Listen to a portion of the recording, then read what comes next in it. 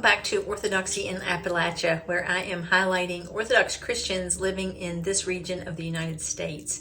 And for today's episode, I have the pleasure of sharing with you the conversation I had with Christine Cacic. She attends St. Nicholas Orthodox Church in Beckley. We go to church together, and she's a lady that I greatly admire. She is unafraid to take on leadership roles in the church, to assume a lot of responsibility, and to give a lot of her time and her talents to the church. And I'm so glad she took time to share her story with me, and willing to share it with a larger audience, because I didn't know her story prior to just a few days ago. And so please enjoy. I'm here with Christine Cacic today from St. Nicholas Orthodox Church in Beckley, West Virginia. Thank you, Christine. You're quite welcome. Thank you for talking with me. Absolutely. I'm interested in learning more of your story. And to start, could you just tell a little bit about yourself and maybe the roles that you serve in this church, how long you've been here now? Okay. My husband and I moved to West Virginia in the fall of 2021. Not exactly COVID refugees, but we were able to make it happen then. So we have a homestead north of Lewisburg. We raise poultry, we have chickens, we have turkeys, we have laying hens. We've been attending St. Nicholas. I say we are well into our second year of attending here. Okay. So we did not start attending right off the bat.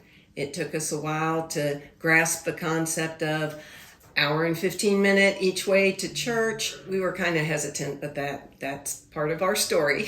Christine, I know you all moved from the DC area, so I think you attended an Orthodox church there. Yes, we did. Maybe that was closer to you. Well, ironically, in the DC area, there are so many Orthodox churches. You can choose, is it Serbian Orthodox, Greek Orthodox, Carpatho-Russian. So the church we attended, by the time you got on the Beltway and dealt with traffic, on Sunday, it was a good 35-minute drive each way. And if you were attending services during the week, combine it with rush hour traffic, it could be upwards to 2 hours, or you really didn't get there because by the time traffic cleared up, the service was practically over. Wow.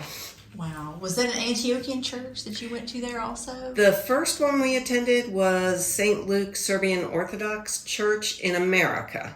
So there are two St. Luke Serbian Orthodox churches in the DC area. One is Serbian, in the Serbian tradition, and then the other is an Orthodox Church in America parish, where the services are more geared for English speakers, but we still had the cultural aspects of the Serbian founders of the church. Christine, what roles do you serve in this church? I know you wear many hats, so please tell us a little bit about that. Primarily, I am the president of the Women of the Holy Myrrhbearers, which is a sisterhood under the Antiochian Women of the East. And we do service projects. We've helped at a soup kitchen in Beckley, prepared a meal once a month and served it to anyone who needs it. We support the parish in the blessings box. This past winter, we conducted a coat, blanket, and sock drive in memory of Larry George, and we donated those to a local shop that provides clothing to people in need, clothing and food, so we were supporting them in their clothing and blanket efforts to keep the people of Beckley warm. Well, I know you sing in the choir now too. I right? do. That's another role that you serve here. And I'm also training to become a chanter. Oh, that's wonderful. So I've been attending classes that Matushka Loretta has been conducting. You're enjoying that? I am. You know, and I don't even realize the difference between singing in the choir, because Corey mentioned this too, singing in the choir and being a chanter. So there's two different aspects. There is. The singing in the choir is generally what you think of as your 4-part harmonies. Not always, but you've got soprano, alto, tenor, bass, voices coming together, whereas chanting is a little more It can be done alone. It follows specific tones, which are patterns of notes that convey a mood. I'm still learning about the tones, and it's going to take years to even come close to being competent in identifying them. What is your background as far as faith and religious life goes? Were you raised in a Christian home? I was baptized as a Roman Catholic as an infant. I attended Catholic school first and second grade, and then after that, grades 3 through 10, I attended CCD, which is the Catholic Catechism for kids who aren't in Catholic school. My parents, we attended Mass every Sunday, holy days of obligation, whenever we could, and Sunday was almost always a must. Was this in D.C. area? This too? was in the D.C. area. This is where you were raised. Okay. Yes. It's fascinating listening to your being brought up, your education in the Catholic school, because I have no connection to that at all, so I'm learning all this from you. Tell me more about how that helped to inform your views that you hold now in the Orthodox Church. Attending Catholic school was a little different than the CCD. So when my parents moved me to public school, I started attending CCD, which was about an hour and a half every week of catechism. And the focus, looking back on it, I realized seemed to be at that time, which was the 1970s, seemed to focus more on morality issues. It was a moral-based catechism as opposed to a scripturally based catechism. So now in Orthodoxy and through the liturgical year, I'm seeing how the Old Testament is a prophecy of what's to come in the New Testament. I never got that as a Catholic. No one ever explained that to me. It didn't, perhaps God didn't show that to me for a reason. But now, at Pascha, I sit there and you hear the hymns of how prophecies were fulfilled, and Isaiah. It's like a head smacking thing of, oh my gosh, it's all there. It's all connected, and I never had that. What was your first encounter with the Orthodox Church, and where were you in your life at that time? I was 19. I met my future husband in college.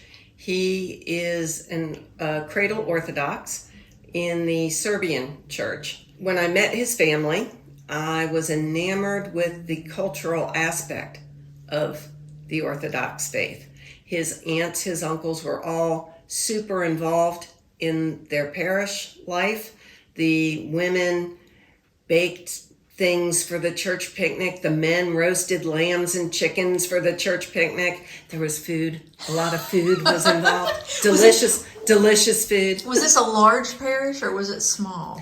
Originally, it was a larger parish, 50 to 75 solid families. Okay. Perhaps even more.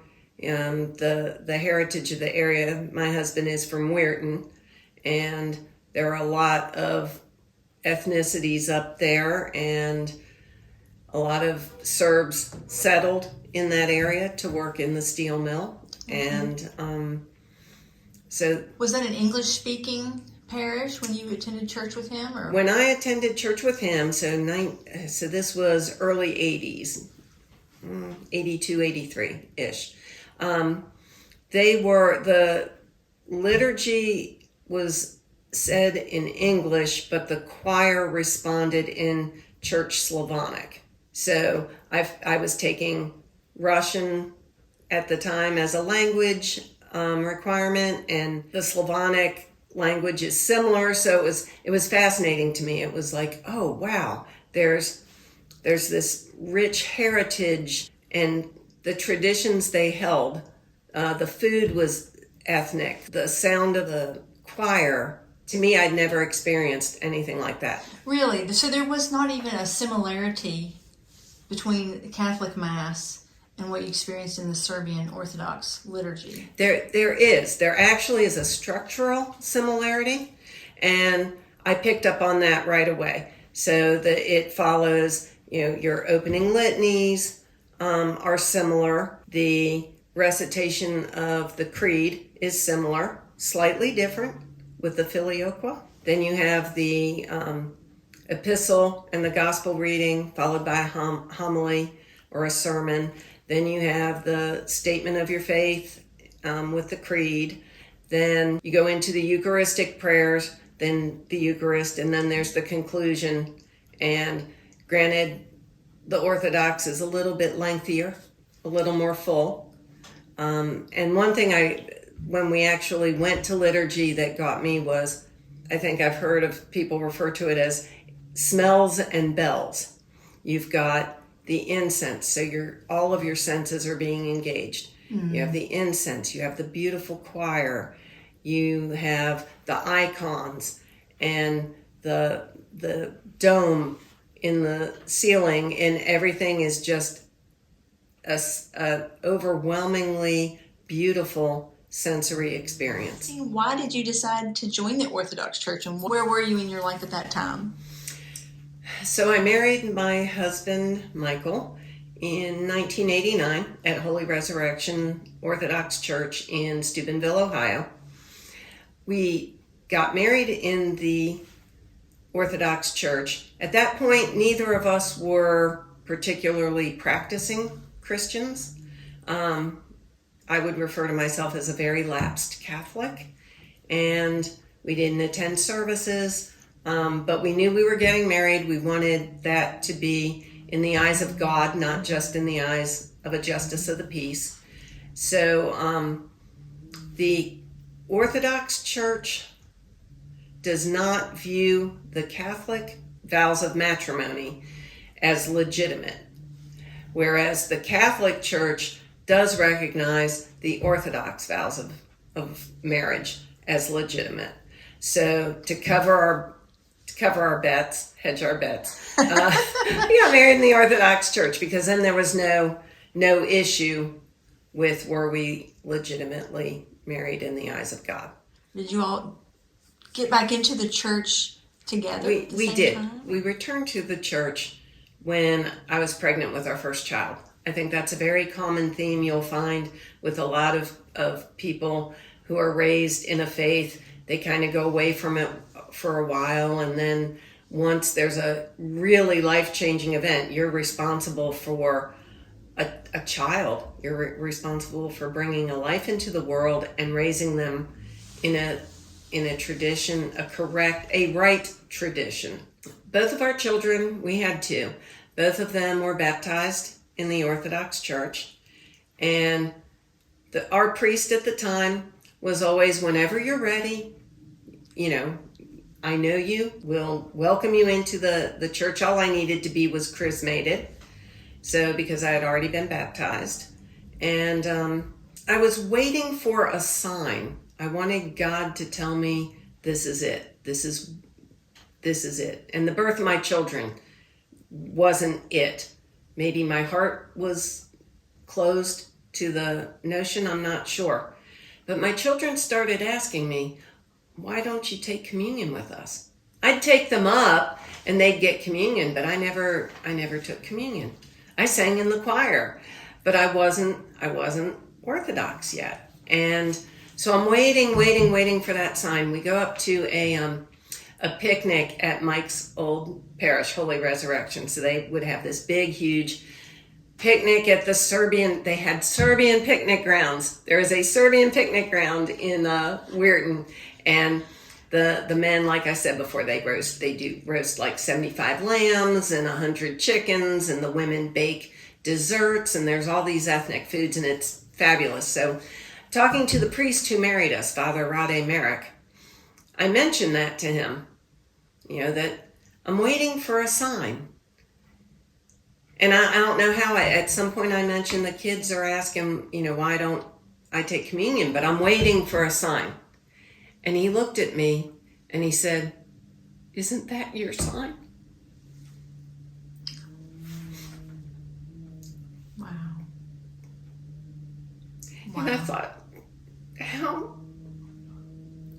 not stupid, how ignorant, how oblivious could I have been? So immediately I went home and talked to our priest and said, I'm ready. Wow. Glory to God. Glory to God. Then did you go through catechism like we know it today? Or you were already very familiar with the Orthodox Church? How long was it before you became chrismated? I think I was attending probably 3 or 4 years. I had attended, Father Milosevic would hold what he called Orthodoxy 101, and he would have people, inquirers, catechumens, even cradle Orthodox who wanted to know more about the faith would come, and we would, learn catechism and the church teachings. So I asked him, do I need more lessons? And he said, no. He says, you've been here long enough. Did you have any stumbling blocks coming from Catholicism into the Orthodox Church? And if so, how were they resolved? Theologically speaking, no. In fact, I found Orthodoxy to be it made more sense. It was logical. It was based on things that I really didn't have much knowledge of before. The stumbling blocks that I personally have run into were more with myself, with dealing with family issues, having my faith ebb and flow. Like the ebb times were terrible. So many things from our world try to get in the way of our faith. And I believe there was a lot of that going on in my life, probably about 10 years after I converted. So I had a period of lapsed Orthodox. I was in the lapsed Orthodox for quite some time. So when my husband and I had kind of lapsed as our children grew up, and so when we moved up here, once we finally decided that ebb was still going on when we moved up here, and I feel moving up here kind of gave us a clearer focus. It put us more in tune with our spiritual selves, getting away from the DC area and the turmoil and everything there. And once we came to St. Nicholas from our first visit, it's been a don't look back. It just been a wonderful, it spiritually fulfilling experience here in so many ways that I never even could have dreamed would be happening. That's amazing. And for me, someone who has never lived in a big city, I've been to DC to visit. I can only imagine. That's where you raised your children, right? Mm-hmm. In DC. So, if you don't mind to elaborate on that a little bit more, because the rhythm of life is so different there. Mm-hmm. The traffic is different there. I can only imagine maybe the schools, but you said it presented a lot of challenges that interfered with your faith. Yeah, I think it was more just when things don't go as you plan or hope, and you come up against, family issues, caring for elderly parents, children with issues. It's very easy to get wrapped up in that anxiety, that concern, the drive of everyday secular life that starts to eat away the time that you have to devote to spiritual things. It can erode that commitment, and I think that's what happened with me. There's this prayer. It's the prayer of Saint Philaret of Moscow.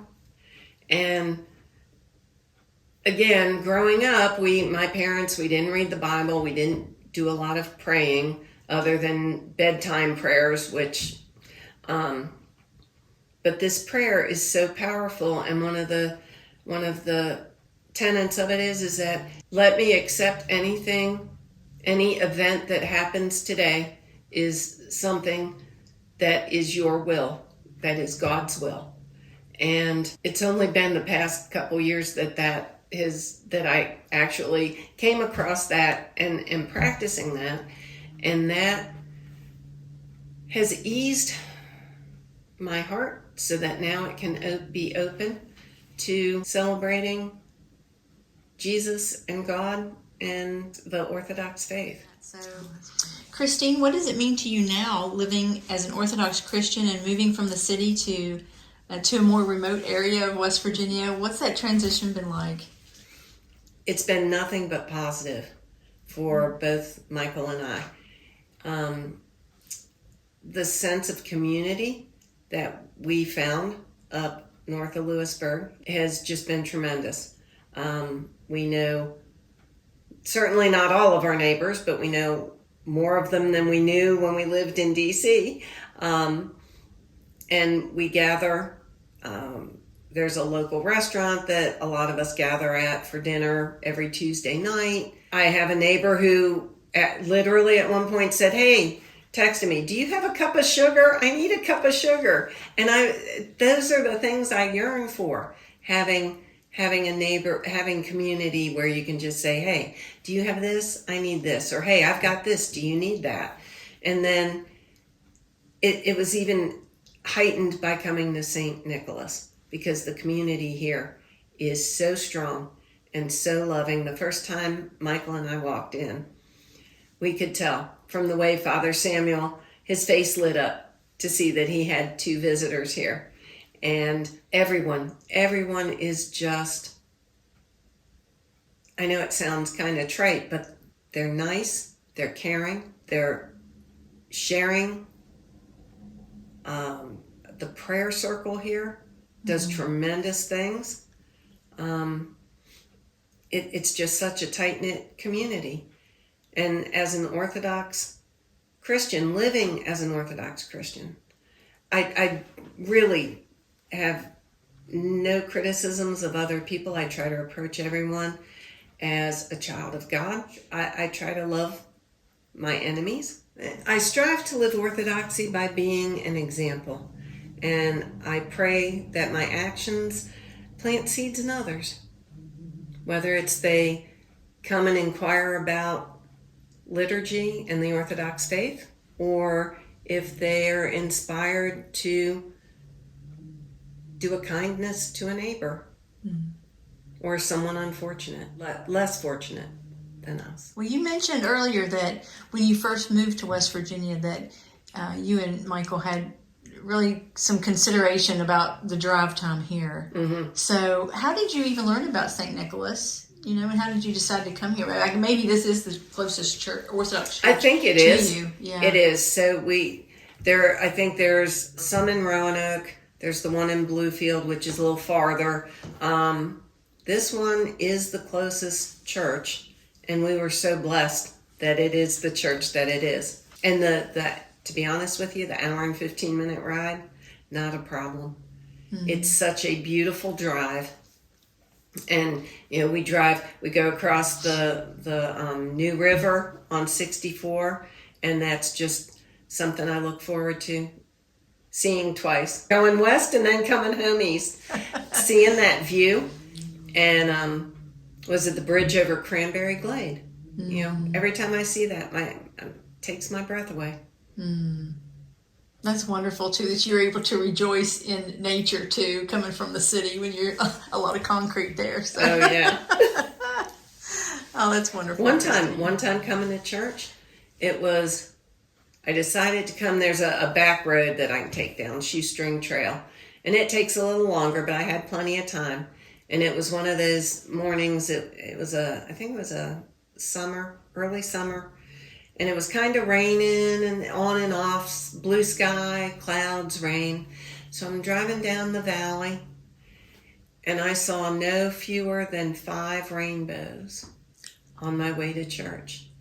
And if that wasn't the most glorious thing I've ever seen, it was just like, oh, there it is, there's one. And then there's one. It was amazing.